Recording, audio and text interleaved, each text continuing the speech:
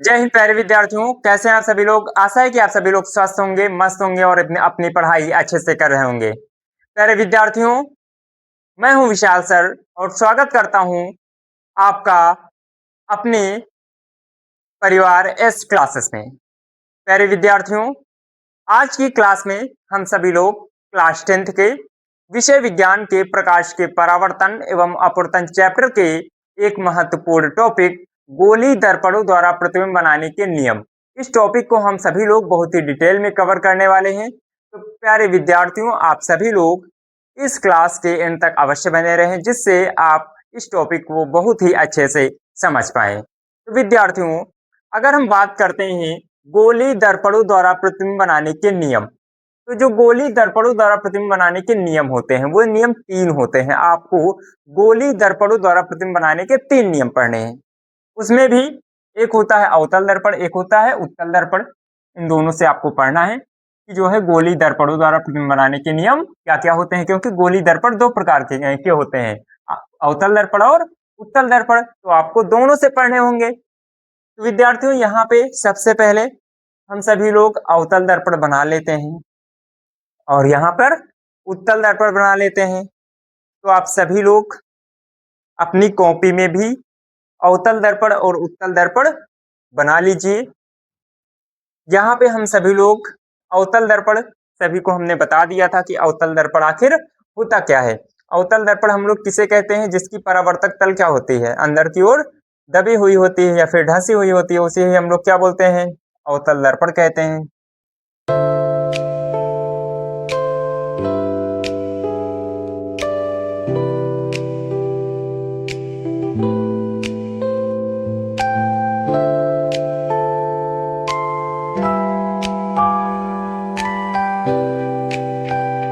देखो प्यारे विद्यार्थियों, मैंने 3 दर्पण बना लिए हैं और इसमें मैं पॉलिश कर देता हूं, क्योंकि एक तरफ क्या होगी, पॉलिश्ड सतह होगी। तो यहाँ पे हमने बना लिया कौन सी सतह प्यारे विद्यार्थियों, पॉलिश सतह बना दिया है। इस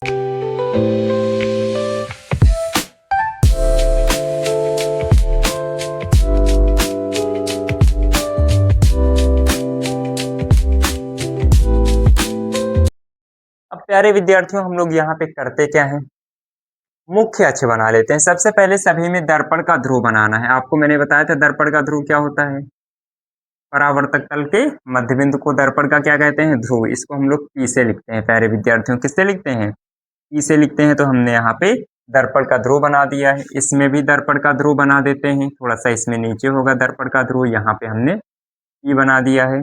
प्यारे विद्यार्थियों, मैं यहाँ पर भी बना देता हूँ दर्पण का ध्रुव, पी हो गया। और यहाँ पर मैंने बना दिया प्यारे विद्यार्थियों दर्पण का ध्रुव। तो सभी में मैंने क्या बना दिया, दर्पण का ध्रुव। अब उसके बाद मैं आपसे पूछूं कि यहाँ पे वक्रता केंद्र क्या होगा। इस दर्पण का गोला इधर बनेगा, तो इस गोला का केंद्र कहाँ पे होगा, लगभग में यहाँ पे होगा। तो हमने केंद्र बना दिया है। तो दर्पण का जो आपका क्या होगा, वक्रता केंद्र होगा और दर्पण के ध्रुव से होकर जाने वाली रेखा क्या कहलाएगी, प्यारे विद्यार्थियों बताइए क्या कहलाएगी, मुख्य अक्ष कहलाती है। प्यारे विद्यार्थियों, क्या कहलाती है, मुख्य अक्ष कहलाती है। वैसे ही यहाँ पर मैं वक्रता केंद्र बना देता हूँ।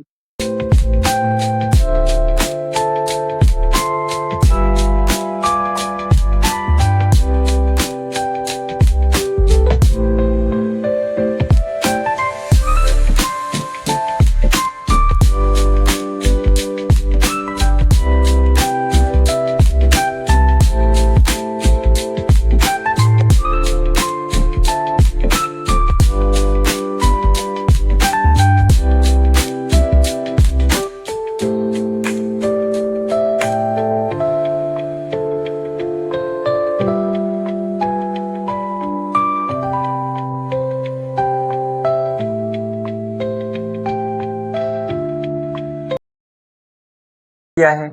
अब प्यारे विद्यार्थियों, आप सभी लोग देखिए यहाँ पे सबसे पहला नियम हमको पढ़ना है। क्या पढ़ना है, सबसे पहला नियम क्या है। तो यहाँ पे प्यारे विद्यार्थियों, यदि कोई भी प्रकाश किरण, ध्यान से सुनिएगा, आपका गोली दर्पण द्वारा प्रतिबिंब बनाने के नियम आप पढ़ रहे हैं, उसका जो पहला नियम है वो कौन सा नियम है कि गोलीय दर्पण, चाहे आपका अवतल दर्पण हो चाहे उत्तल दर्पण हो, गोलीय दर्पण के मुख्य अक्ष के समांतर चलने वाली प्रकाश की किरणें, जितने भी प्रकाश किरणें इस मुख्य अक्ष के समांतर चलेंगी, इस मुख्य अक्ष के समांतर, मतलब समांतर का मतलब मान लो ये मुख्य अक्ष है तो इसके समान दूरी पर चले, ठीक है ना।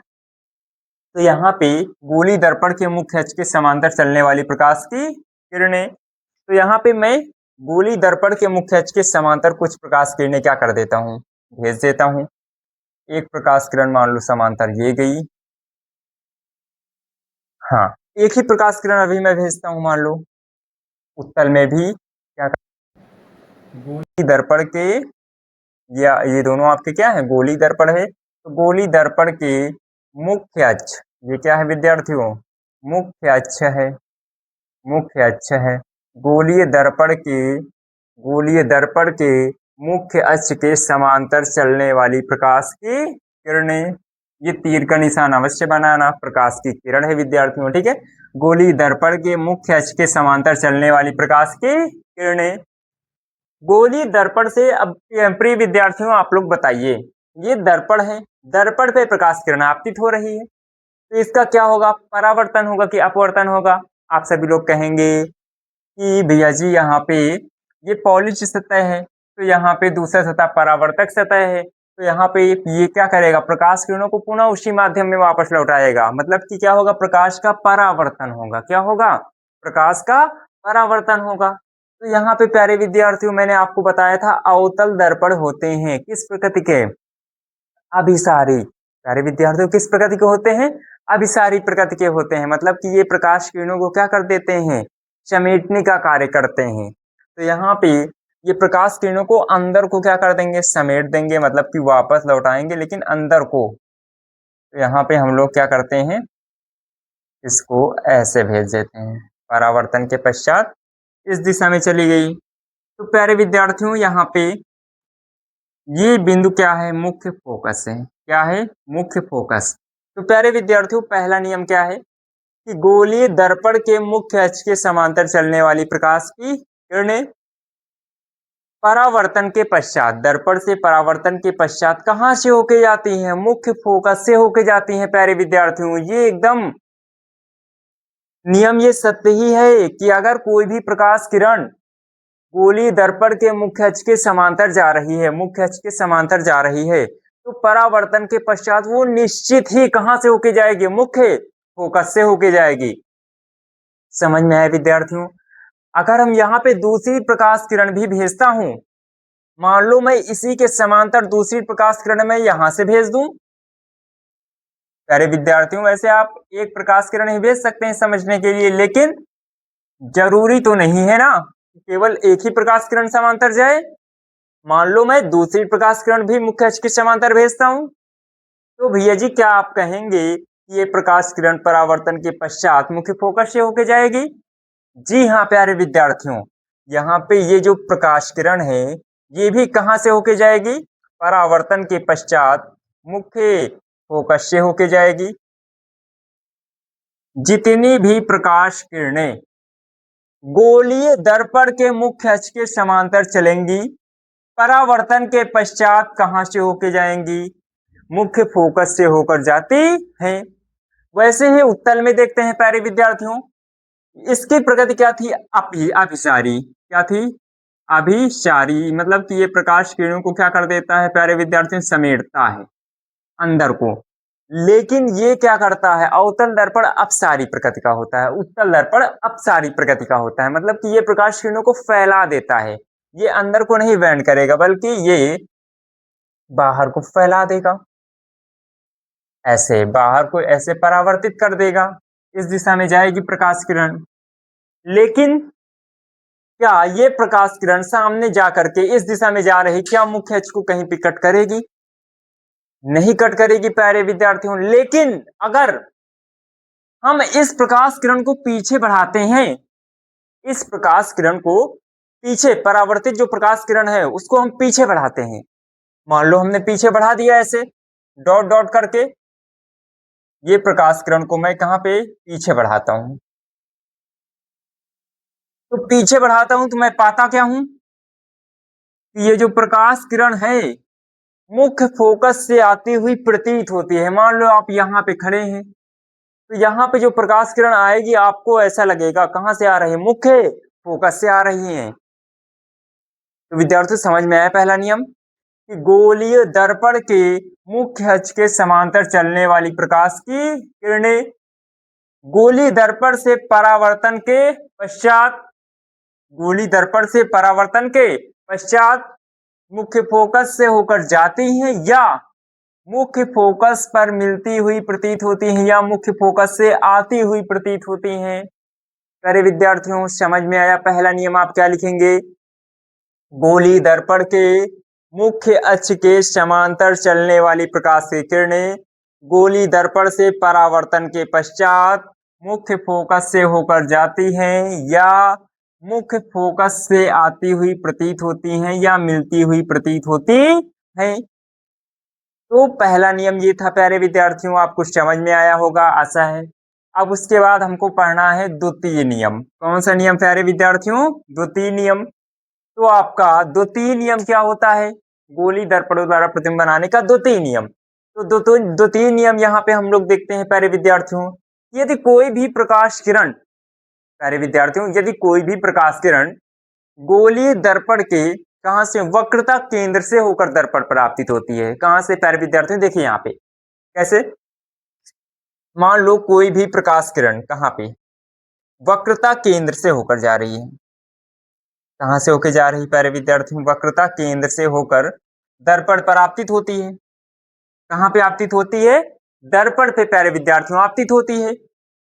तो वह परावर्तन के पश्चात पुनः उसी मार्ग में वापस लौटती है, मतलब कि जिस रास्ते से वो आई थी उसी रास्ते में क्या हो जाती है, वापस लौट जाती है। तो यहाँ पे देखो प्यारे विद्यार्थियों, ऐसा होता क्यों है अगर हम आपसे पूछें, तो प्यारे विद्यार्थियों इसका कारण है कि जब प्रकाश किरण गोली दर्पण के वक्रता केंद्र से होकर आपतित होती है दर्पण पे, तो वह दर्पण पे 90 डिग्री के कोण 90 डिग्री का कोण बनाती है। यहाँ पे कितने डिग्री का कोण बनाती है प्यारे विद्यार्थियों, 90 डिग्री का कोण बनाती है। तो यदि कोई प्रकाश किरण किसी दर्पण पे 90 डिग्री के एंगल से क्या होगी, आपतित होगी, तो आप पुनः उसी मार्ग में क्या हो जाएगी, वापस लौट जाएगी। आप इसका जो प्रयोग है आप घर पे करके देख सकते हैं। एक टॉर्च ले लो और आप एक मिरर रख लो सामने, दर्पण रख लो, उस पर टॉर्च एकदम 90 डिग्री के कोण पे ऐसे जला दो, तो प्रकाश किरणें क्या होंगी, पुनः उसी मार्ग में वापस लौटेंगी। तो यहाँ पे प्यारे विद्यार्थियों आपको ये समझ में आ रहा होगा। अब उसके बाद अगर हम यहाँ पे देखते हैं उत्तल दर्पण में, तो यहाँ पे तो देखो प्यारे विद्यार्थियों वक्रता केंद्र से होकर तो जा रही है और वापस भी कहां से जा रही हैं, उसी मार्ग में वापस लौट रही हैं। अब यहाँ पे क्या होगा, यदि कोई प्रकाश किरण वक्रता केंद्र की ओर आती हुई क्या होती है, प्रतीत होती है। प्यारे विद्यार्थियों मान लो कोई प्रकाश किरण ऐसे आ रही है, यहाँ पे ऐसे दर्पण पे आपतित हो रही है। प्यारे विद्यार्थियों जो प्रकाश किरण आपतित होगी वो किस सतह पर आपतित होगी, परावर्तक सतह पर ना। तो यहाँ पे मैंने एक प्रकाश किरण को कहां पे, दर्पण के परावर्तक सतह पर क्या करा दिया, आपतित करा दिया। और यह प्रकाश किरण इस प्रकार आपतित हो रही है कि ऐसा लग रहा है यदि हम इस प्रकाश किरण को आगे बढ़ाएंगे, इस प्रकाश किरण को आगे बढ़ाएंगे तो ये कहां पर जाएगी, सी पर क्या होगी, मिलेगी जाके, लेकिन बीच में रखा हुआ है दर्पण प्यारे विद्यार्थियों। तो यहाँ पे प्रकाश का यहीं पे क्या हो जाएगा, परावर्तन हो जाएगा। इस बिंदु पर प्रकाश का क्या हो जाएगा, परावर्तन हो जाएगा। इसके दूसरे साइड पर नहीं जा पाएगी प्रकाश किरण। तो यहाँ पे प्रकाश के जब परावर्तन होगा तो ये क्या होगी, पुनः उसी मार्ग में क्या हो जाएगा, वापस लौट जाएगा। प्यारे विद्यार्थियों ऐसा क्यों हुआ, क्योंकि ये प्रकाश किरण किधर की ओर आती हुई प्रतीत हो रही है, ऐसा लग रहा है कि ये वक्रता केंद्र की ओर आती हुई क्या हो रही है, प्रतीत हो रही है। और मैंने बताया यदि कोई प्रकाश किरण वक्रता केंद्र की ओर आती हुई प्रतीत होती है तो वह दर्पण पे कितने डिग्री का कोण बनाती है, 90 डिग्री का। तो यहाँ पे प्यारे विद्यार्थियों मैंने लिख दिया 90 डिग्री, 90 डिग्री का कोण यहाँ पे बना रही है। तो मैंने आपको बताया है यदि कोई भी प्रकाश किरण दर्पण पे 90 डिग्री के कोण से आपतित होती है तो वह पुनः उसी मार्ग में वापस लौट जाती है। तो यहाँ पे प्यारे विद्यार्थियों ये वक्रता केंद्र की ओर आती हुई प्रतीत हो रही थी। बीच में दर्पण है, दर्पण प्रकाश किरणों को परावर्तित करेगा, वापस लौटाएगा। तो यह पुनः उसी मार्ग में क्या हो गई, वापस लौट गई। तो प्यारे विद्यार्थियों, आपको समझ में आया होगा। इसको हम मिटा देते हैं। तो प्यारे विद्यार्थियों, दूसरा नियम क्या है कि गोलीय दर्पण के यदि कोई प्रकाश किरण गोलीय दर्पण के वक्रता केंद्र पर क्या होती है, वक्रता केंद्र से दर्पण पर क्या होती है, आपतित होती है, या वक्रता केंद्र की ओर आती हुई क्या होती है, प्रतीत होती है, तो वह परावर्तन के पश्चात पुनः उसी मार्ग में वापस लौट जाती है। यदि कोई प्रकाश किरण गोलीय दर्पण के वक्रता केंद्र से क्या होती है, दर्पण पर आपतित होती है, या वक्रता केंद्र की ओर क्या होती है, आती हुई प्रतीत होती है, तो वह परावर्तन के पश्चात पुनः उसी मार्ग में वापस लौट जाती है। तीसरा नियम प्यारे विद्यार्थियों हम सभी लोग यहाँ पे डिस्कस करते हैं। तीसरा नियम क्या होता है, हाँ, पहले नियम का जस्ट अपोजिट। पहला नियम क्या था प्यारे विद्यार्थियों, यदि कोई प्रकाश किरण मुख्य अक्ष के समांतर, दर्पण के मुख्य अक्ष के समांतर चल रही है, तो परावर्तन के पश्चात कहां से होके जाएंगी, मुख्य फोकस से होके जाती हैं।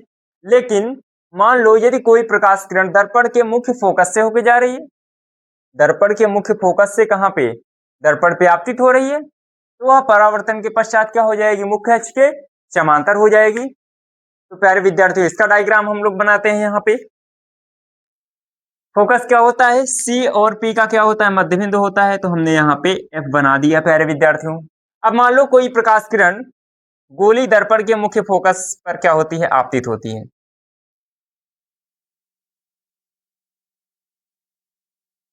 गोली दर्पण के मुख्य फोकस पर कोई प्रकाश किरण क्या होती है, आपतित होती है। तो दर्पण पर आपतित हुई, परावर्तन के पश्चात क्या हो जाएगी, मुख्य अक्ष के समांतर हो जाएगी, मतलब मुख्य अक्ष के समांतर।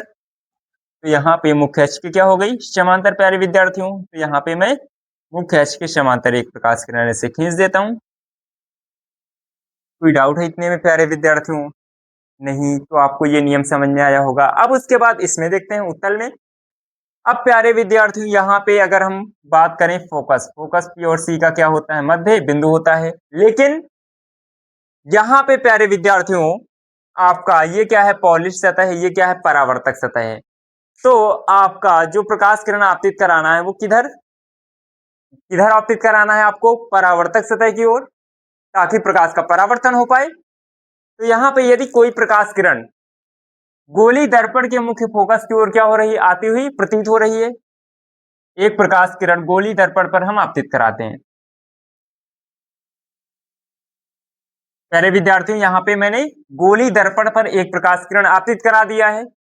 अब क्या होगा यहाँ पे, और ये प्रकाश किरण इस प्रकार आपतित हो रही है कि अगर ये प्रकाश किरण सीधे जाती है या फिर हम इसको आगे बढ़ाते हैं, तो ये कहां पे मिलती है, जाके फोकस पर मिल रही है जाके। तो फोकस की ओर आती हुई प्रतीत होने वाली प्रकाश की किरणें गोली दर्पण से परावर्तन के पश्चात क्या हो जाएंगी, मुख्य अक्ष के समांतर। तो ये प्रकाश किरणें वापस लौटेंगी, और कैसे वापस लौटेंगी, मुख्य अक्ष के समांतर हो जाएंगी। तो यहाँ पे ये प्रकाश किरणें क्या हो रही हैं, मुख्य अक्ष के समांतर वापस लौट रही हैं।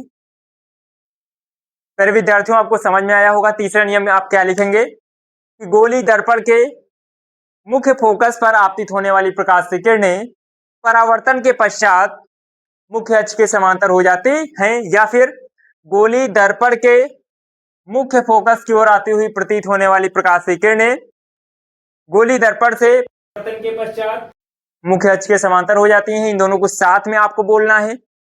गोलीय दर्पण के मुख्य फोकस से होकर आने वाली प्रकाश की किरणें या मुख्य फोकस की ओर आती हुई प्रतीत होने वाली प्रकाश की किरणें गोली दर्पण से परावर्तन के पश्चात मुख्य अक्ष के समांतर हो जाती हैं। तो प्यारे विद्यार्थियों, आप सभी को ये तीनों नियम समझ में आए होंगे। ये प्रतिबिंब बनाने के नियम थे। और उसके बाद अगले लेक्चर में हम सभी लोग उत्तल दर्पण द्वारा और अवतल दर्पण द्वारा प्रतिबिंब बनाना हम सभी लोग यहाँ पे सीखेंगे कि प्रतिबिंब कैसे बनते हैं। तो यहाँ पे आप सभी लोग इस टॉपिक को कंप्लीट कर लीजिए। अगले लेक्चर में मिलते हैं। धन्यवाद।